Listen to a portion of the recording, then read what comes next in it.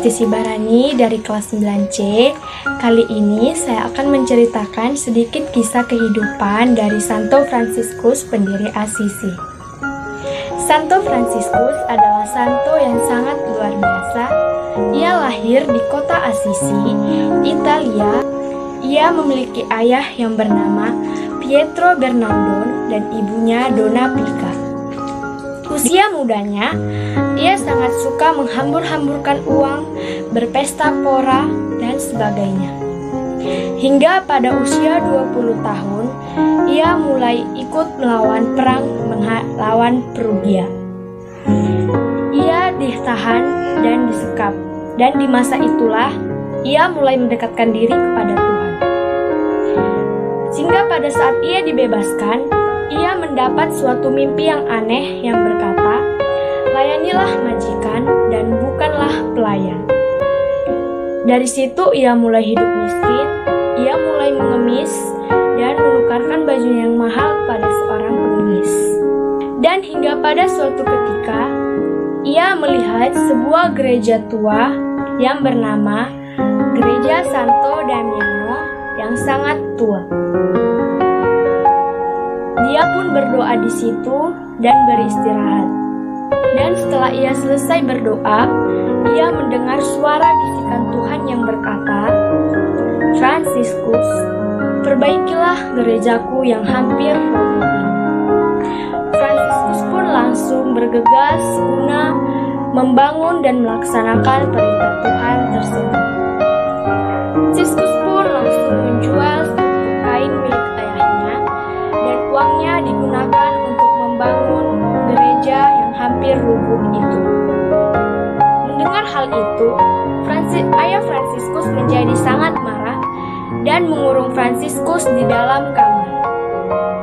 Tapi berkat bantuan ibunya, ia berhasil meloloskan diri dan ia pun segera menghadap uskup Guido. Ayahnya pun langsung segera menyusul Fransiskus dan berkata kepadanya, "Jikalau engkau tetap melakukan hal ini, kau tidak akan kuanggap lagi menjadi anakku dan tidak akan mendapatkan sepeser pun dari harta warisan." Mendengar hal itu, Fransiskus langsung melepaskan baju yang melekat di tubuhnya dan memberikan kepada ayahnya.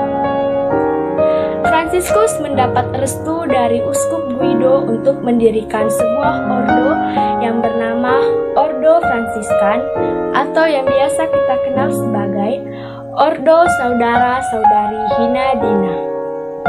Dalam kisah hidupnya, Fransiskus memiliki banyak sekali kisah-kisah ajaib. Yang pertama, ia berkhotbah kepada burung-burung dan menjinakkan serigala gubiu. Dia menghardik burung-burung yang mengganggu proses kegiatan gereja. Dan ia juga menjinakkan seekor serigala gubiu yang terkenal sangat buas dan suka memangsa hewan-hewan ataupun manusia yang ada di kota tersebut.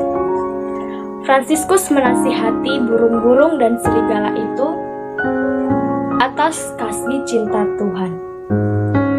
Burung-burung dan serigala itu pun langsung menurut apa kata Fransiskus dan tidak akan mengganggu lagi setiap kegiatan ataupun tidak akan memangsa lagi orang-orang yang ada di kota tersebut.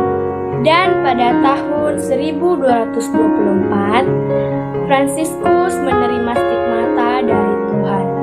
Apakah itu stigmata? Stigmata yang diterima Fransiskus adalah berupa luka-luka penyalipan yang ada di tubuh Yesus.